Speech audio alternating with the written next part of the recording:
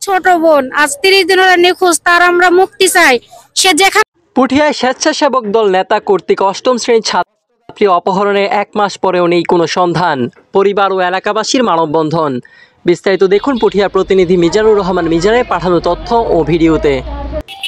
রাজশাহীর পুঠিয়ায় অষ্টম শ্রেণীর এক ছাত্রী অপহরণের 1 মাস পার হলেও এখনও পর্যন্ত উদ্ধার করতে পারেনি থানা পুলিশ।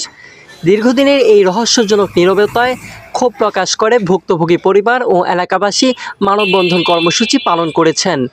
মঙ্গলবার সকাল 11:30টায় ঢাকা রাজশাহী মহাসড়কের উপজেলা পরিষদের প্রধান ফটকের সামনে এ কর্মসূচি অনুষ্ঠিত হয়। ছোট বোন আজ 30 দিন হলো নিখোঁজ, তার আমরা মুক্তি চাই। সে যেখানেই থাকুক তাকে যেন খুঁজে আপনারা বের করে আমাদেরকে দিবেন, এটাই আমাদের দাবি আপনাদের কাছে, আর কিছু চাই না। আল্লাহ হাফেজ।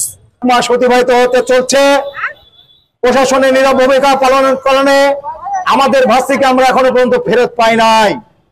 আমরা জানি না সামিয়া বেঁচে আছে না মারা গেছে। পরিবার সূত্রে জানা যায়, গত 27 অক্টোবর শিলমারিয়া ইউনিয়নের স্বেচ্ছাসেবক দলের আহ্বায়ক শরীফুল ইসলামের ছেলে হৃদয় উপজেলার পুঠিয়া বালিকা উচ্চ বিদ্যালয়ের অষ্টম শ্রেণীর ছাত্রী সামিহাকে স্কুলে যাওয়ার পথে রাস্তা থেকে জোরপূর্বক একটি মাইক্রোবাসে তুলে অপহরণ করে। ভুক্তভোগী ছাত্রী সামিহার বাবা মিজানুর রহমান মিজান পৌর যুবদলের সাবেক সাধারণ সম্পাদক ঘটনাটির পর 6 জনকে আসামি করে পুঠিয়া থানায় মামলা দায়ের করেন। তিনি অভিযোগ করেন, 1 মাসেও পুলিশ আমার মেয়েকে উদ্ধার করতে পারেনি। মেয়েটি জীবিত না মৃত কিছুই আমরা জানতে পারছি না।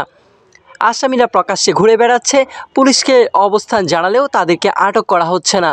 উল্টো জেলা পুলিশ সুপার আমাকে বলেছেন, মেয়েকে বিয়ে দিয়ে মীমাংসা করুন, এটা তো বাল্যবিবাহকে উৎসাহিত করার মতোই। তিনি আরও জানান, মামলার কয়েকজন আসামি জামিনে বের হয়ে এসে তাকে বিভিন্ন ধরনের হুমকি দিচ্ছে। এতে পরিবারটি চরম আতঙ্ক ও উৎকণ্ঠায় দিন কাটাচ্ছে। এ বিষয়ে পুঠিয়া থানার ভারপ্রাপ্ত কর্মকর্তা কবির হোসেন বলেন, মেয়েটি এখনও উদ্ধার করা সম্ভব হয়নি। মামলা অন্যান্য আসামিরা উচ্চ আদালত থেকে জামিন নিয়েছেন। ঘটনার প্রায় 1 মাস পেরিয়ে গেলেও অপহৃত স্কুল ছাত্রীকে উদ্ধারে পুলিশের ব্যর্থতা এবং হুমকির মুখে ভুক্তভোগী পরিবার এখন নিদারুণ অনিশ্চয়তার মধ্য দিয়ে দিন পার করছে।